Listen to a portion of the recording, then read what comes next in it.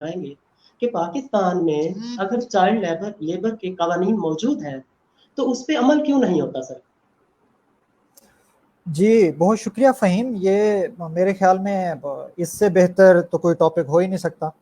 بدقسمتی سے ہمارے ملک میں کرونا تو نیا نہیں آیا ہے، ہمارا ملک چائلڈ لیبر، چائلڈ ابیوز یا خواتین سے ناروا سلوک یا اس طرح کے دیگر کئی وائرسز میں ہم لوگ لپٹے ہوئے ہیں، لتھڑے ہوئے ہیں ایسے وائرسز سے۔ تو میں یہ سمجھتا ہوں کہ ان وائرسز سے نجات کے لیے صرف اداروں کی طرف دیکھنا مناسب نہیں ہوگا۔ مطلب یقیناً ان کی ذمہ داری ہے، ان کو بجٹ مل رہے ہیں، لوگوں کے ٹیکس کے پیسے مل رہے ہیں، بالکل ٹھیک ہے، مل رہے ہیں، لیکن یہ بطور شہری یا بحیثیت فرد یہ ہم میں سے ہر ایک کی ذمہ داری ہے۔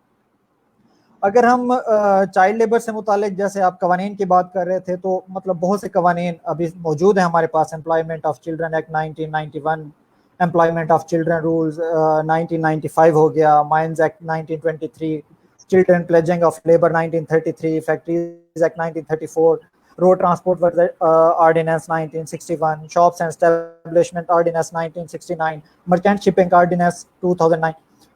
تو مطلب یہ اتنے قوانین ہیں، اتنی قانون سازی اس پہ ہو چکی ہوئی ہے کہ بندہ کہتا ہے کہ یار ادھر تو کوئی واقعہ پیش ہی نہیں آنا چاہیے۔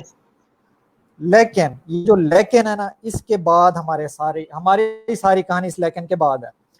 وہ اس طرح کہ جو ہمارے قانونی ادارے ہیں وہ اس کو تب سیریس لیں گے جب ہم اس کو خود سیریس لیں گے۔ بالکل سب سے پہلی بات یہ ہے۔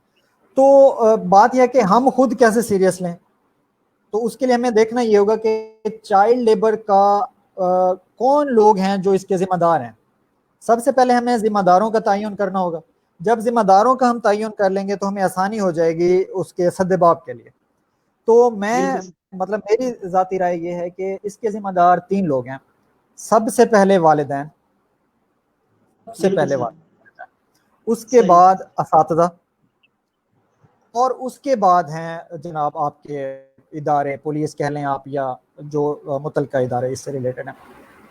وہ اس لیے کہ ایک بیچارہ کوئی والدین ہیں جو 5-7 بچوں کو پال رہا ہے، وہ گھر کا اکیلا بندہ ہے، مطلب جو فادر ہے یا مدر ہے، تو وہ جب اپنی ذاتی ضرورت کو دیکھتا ہے تو وہ کہتا ہے یار مسائل تو میرے حل ہو نہیں رہے، بچہ اسکول جائے، اس کی فیسیں بھروں، یا یہ بھی میرے ساتھ کام پہ جائے تاکہ پیٹ، تو یہ ہوگا کہ وہ پیٹ بھرنے کو ترجیح دے رہا ہوگا۔